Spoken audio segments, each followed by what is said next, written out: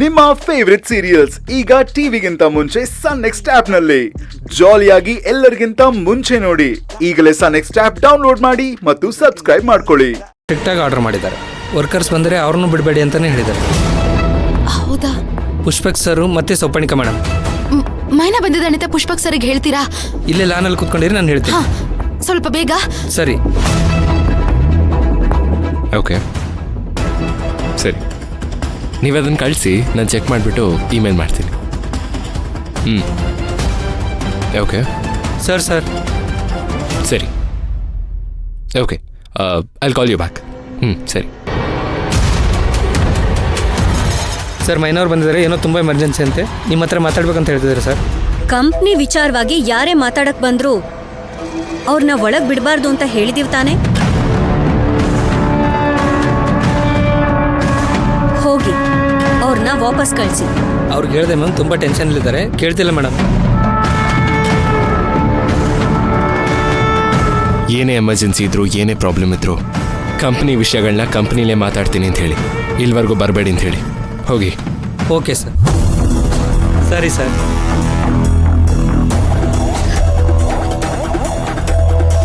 Very good Pushpak, ನೀನಾಯ್ತು. ನನ್ನಿಂದ ನಂಬೋದಕ್ಕೆ ಆಗ್ತಿಲ್ವಲ್ಲೋ. ಆಗ್ಲೇ ದೊಡ್ಡ ಕಂಪ್ನಿ ಬಾಸ್ ತರ ಬಿಹೇವ್ ಮಾಡ್ತಿದ್ಯಾ. ಗುಡ್. ಇಂಥವ್ರನ್ನೆಲ್ಲ ಎಲ್ಲಿಡ್ಬೇಕೋ ಅಲ್ಲೇ ಇಡ್ಬೇಕು ಕಣೋ. ಭೇಷ್.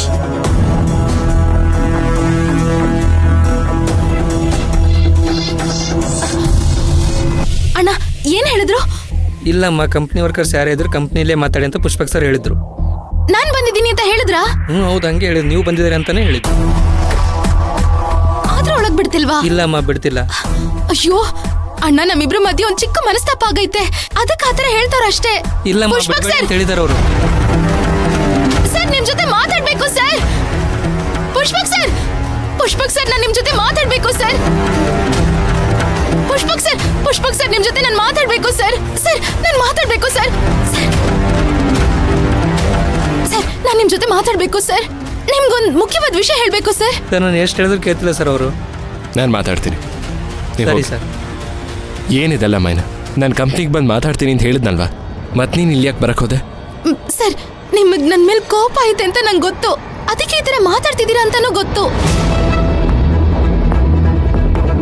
ಆದ್ರೆ ಇದು ಕೋಪ ಮಾಡ್ಕೊಳ್ಳೋ ಸಮಯ ಅಲ್ಲ ಸರ್. ಅಲ್ಲೊಂದು ದೊಡ್ಡ ಸಮಸ್ಯೆ ಆಗೋಗೈತೆ ಸರ್. ಏನು ಸಮಸ್ಯೆನಾ?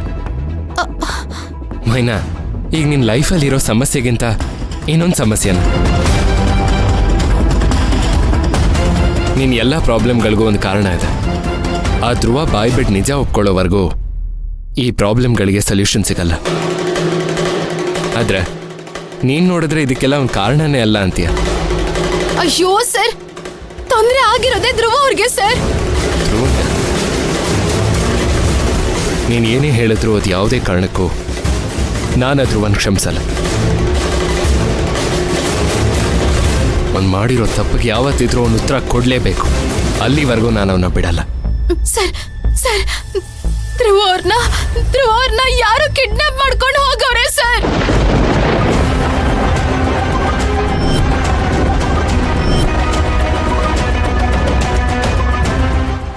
ಏನ್ ಹೇಳ್ತಿದ್ಯಾ ಮೈನಾ? ಹೌದು ಸರ್, ನಿಮ್ ತವ ಮಾತಾಡ್ಬೇಕು ಅಂತ ನಾನು ಧ್ರುವ ಅವ್ರು ಬರ್ತಿದ್ವಿ. ಬರ್ತಾ ದಾರಿಲಿ ಗಾಡಿ ಪಂಚರ್ ಆಯ್ತು. ಆಗ ಯಾರು ಬಂದು ಸ್ವಲ್ಪ ಮುಂದೆ ಹೋದ್ರೆ ಪಂಚರ್ ಅಂಗಡಿ ಐತೆ ಅಂತ ಹೇಳಿದ್ರು. ಧ್ರುವ ಅವ್ರು ನನ್ನ ಅಲ್ಲೇ ಬಿಟ್ಬಿಟ್ಟು ಅವ್ರು ಹೋಗ್ತಿದ್ರು. ಆಗ ಯಾವ್ದೊಂದು ಗಾಡಿ ಬಂತು ಸರ್.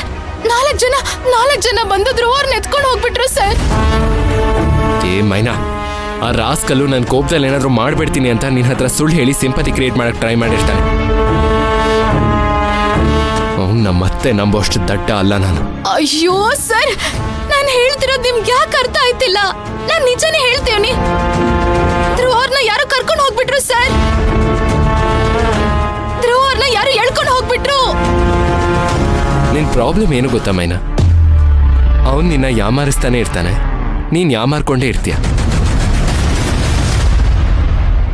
ಇಲ್ಲ ಸರ್, ಧ್ರುವ ಅವ್ರು ಯಾವ ತಪ್ಪು ಮಾಡಿಲ್ಲ ಸರ್. ಅವ್ರನ್ನ ಕಾಪಾಡಬೇಕು. ಬೇಡ್ಕೊತೀನಿ ಸರ್. ಏನ್ ಮಾಡ್ತಿದ್ಯಾ?